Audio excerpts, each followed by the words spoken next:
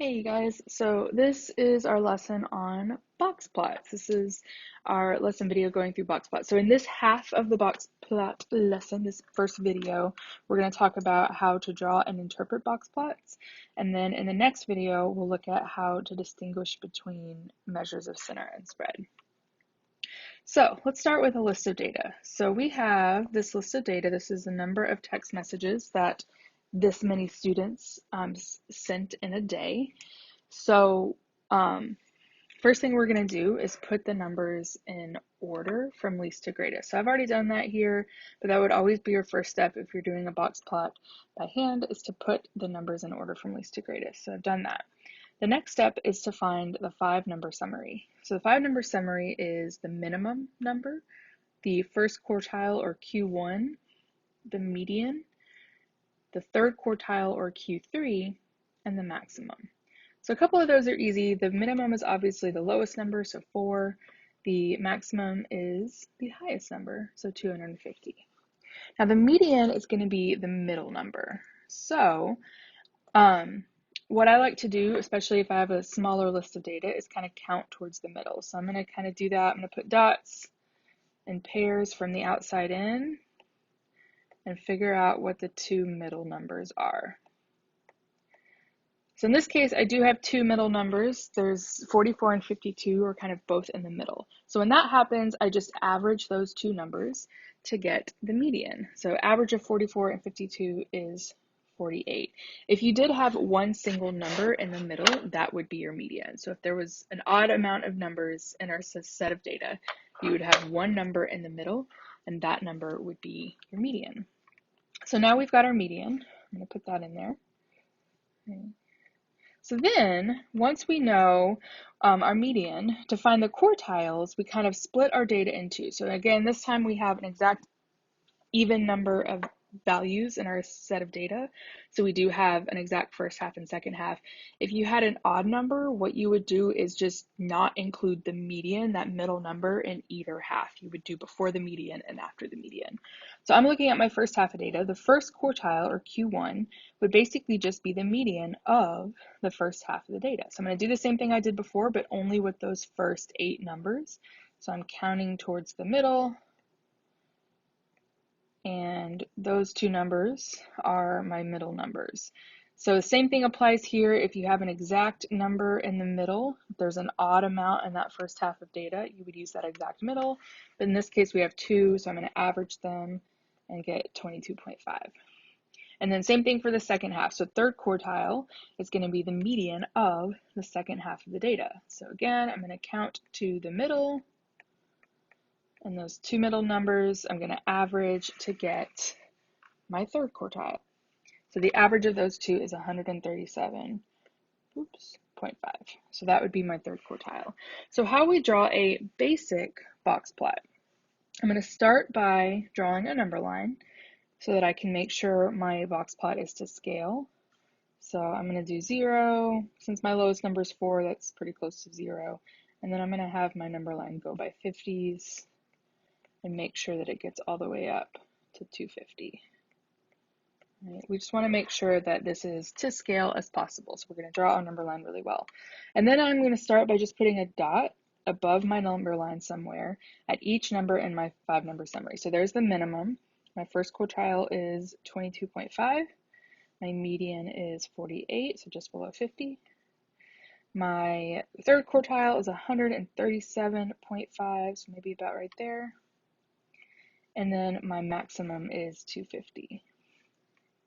So then I'm going to draw a box from the median, or from the first quartile to the third quartile. This is kind of that inner quartile range is what we call that. I'm going to draw a line through the median, and then I'm basically going to draw a horizontal line connecting the box to the minimum and maximum. We call those the whiskers or the tails of the box plot. So that is a basic box plot, right? But usually on box plots, we like the box plot to show us if there are outliers. So that's what we're going to test next. We're going to see, does our data have outliers? So let's look at our outlier rule. Our outlier rule is just kind of something that statisticians of the past determined this is how we're going to say whether something's an outlier, especially based on a box plot. So an observation is considered an outlier if it is more than 1.5 IQRs away from the quartile. So IQR is the interquartile range. So it's basically, sounds like real fancy, it's basically just the distance between Q3 and Q1. So Q3 minus Q1 is the interquartile range. It's basically the width of that box. So in other words, to figure out if something's an outlier, we're going to first calculate what I like to call the fences or the boundary lines. So I'm going to do Q1 minus 1.5 QR to get a lower boundary, and then Q3 plus 1.5 IQR to get an upper boundary. And then if any of our values in our set of data are beyond those fences, so if it's less than that smaller number fence or more than that bigger number fence, we consider that value an outlier. So let's practice that with our current data. I had previously calculated the third quartile wrong. So first step is to find the IQR. So IQR is just Q3 minus Q1, so 137.5 minus 22.5, which is 115. So that's our IQR. Then we're going to figure out our fences. So I'm going to do the lower one. So Q1 minus 1.5 times IQR. So for this set of data, Q1 is 22.5 minus 1.5 times our IQR of 115, which is negative 150. So in other words, if our list of data has a number that is less than negative 150, we would consider that an outlier. But of course, our data, the lowest number is 4, so nowhere near negative 150. So we do not have any outliers on the lower end of our data. So now we're going to do our upper fence. So start with Q3, the upper end of our box, and do plus 1.5 IQR to get our upper fence. So 137.5 plus 1.5 times 115, which is 310.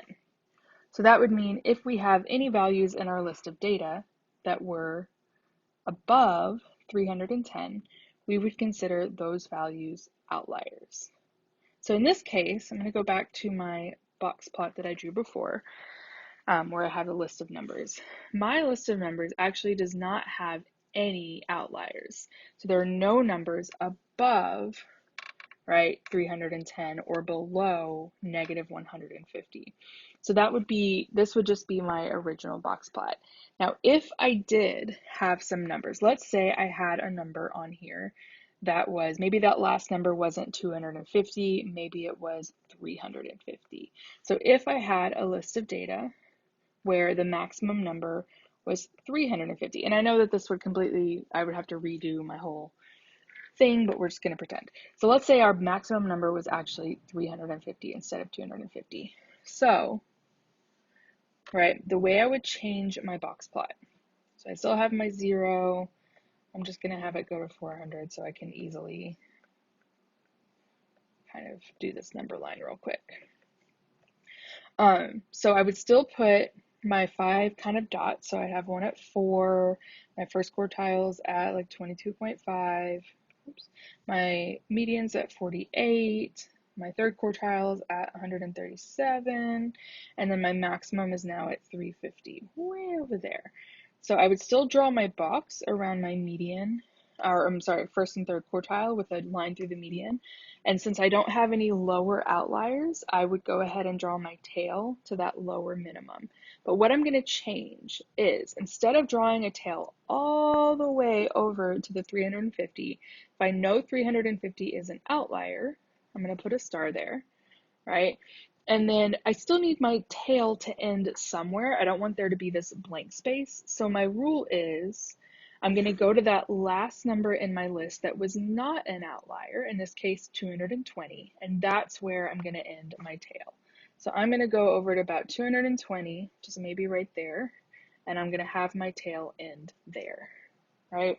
So that would be how I deal with outliers if I'm drawing them on the graph. So that is the rule for outliers. I just realized I drew this wrong. So 137 would actually be over here. I'm silly.